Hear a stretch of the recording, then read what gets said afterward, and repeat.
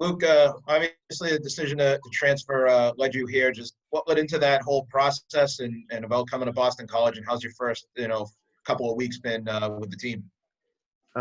Yeah, so obviously, unfortunate that Pac-12 canceled their deal, but I'm definitely very happy to be here and excited for the opportunity to play. And yeah, I just kind of waited until the official release of the information that the season got canceled, and then kind of immediately started getting on top of looking into schools. And it's been a quick transition, but it's been good. I'm starting to get the playbook down and just get the physical reps I need for the game. So yeah, it's been pretty good though. Been smooth.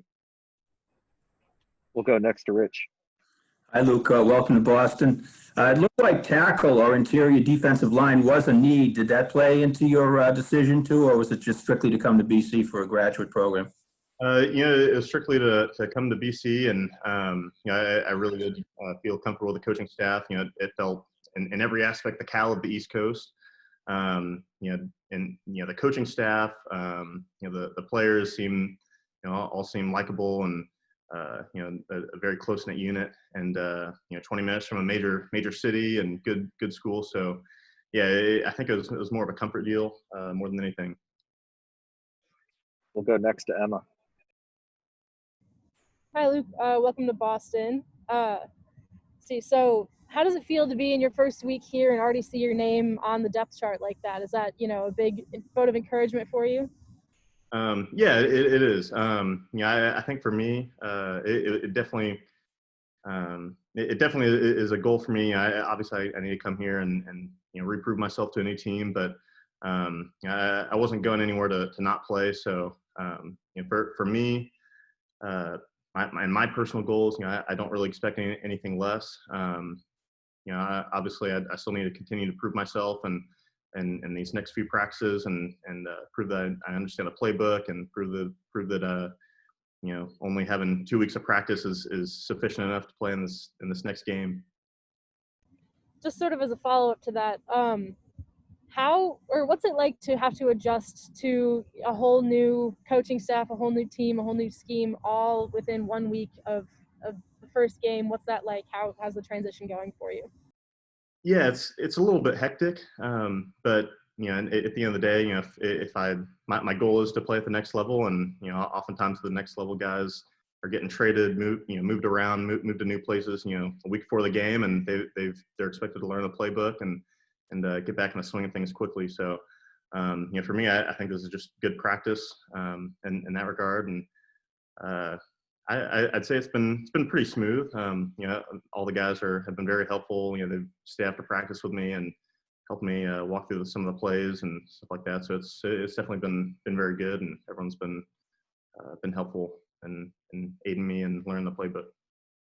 Good to hear. Thanks. We'll go next to Trevor. Hey, Luke, welcome. Thank you. More along those lines, it's kind of a unique position where you're one of the most experienced players on the team, but also the newest player on the team. So how do you kind of balance those two, where you're immediately a leader, but also a rookie in the same sense? Yeah, I think from my standpoint, it's more so, obviously we've got the captains and they know the program, they know the team better than, far better than I do. So I am kind of letting them definitely lead the team first off, and I'm just trying to help out in every way that I can, and try to bring some energy to this defense and this defensive line. We'll go next to Rich. Hi, Luke. The ACC is populated with those dual threat hybrid type quarterbacks, and there's a lot of RPO in this league. Did you see a lot of that in the Pac-12? Yeah, we did. Especially in the first couple of years that I was there, we saw a lot of it. Obviously, I didn't play as much in those first 2 years. Redshirted the first year and then only played 4 games the next year before I got hurt. But I'd say that the Pac-12 definitely kind of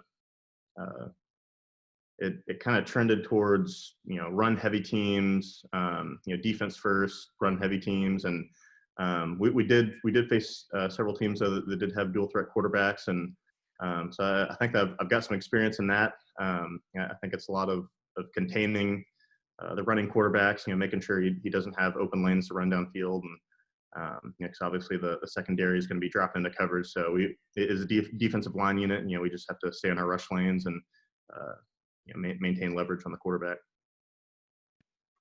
We'll take two more. First with Julian. Apologize if it's been asked already, but did you kind of find yourself sort of figuring out feeling like you were in limbo a little bit, trying to figure out what was going on with the Pac-12, and how did you kind of navigate the waiting process before you could make a decision about what you wanted to do?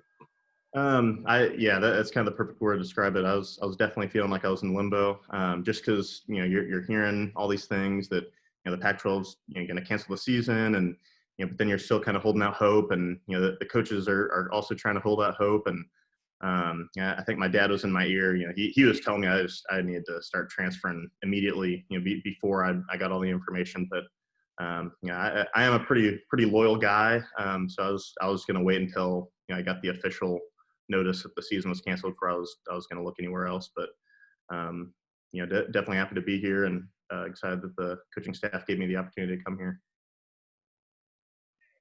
And we'll wrap things up with Esteban. Yeah, Luke, Julian sort of had the question I was going to ask, but just as a follow-up to that, given all the chaos of, all these different conferences having different decisions, what did it sort of just mean for you personally to know that there were at least one of the conferences being the ACC still being up and running in BC? What did that mean for you just to have a chance to play? I think for me personally, it was I was going to play this season no matter what. If it was in the Pac-12 or it's in any other conferences playing. I'm very excited that some of the teams held out and decided to keep playing.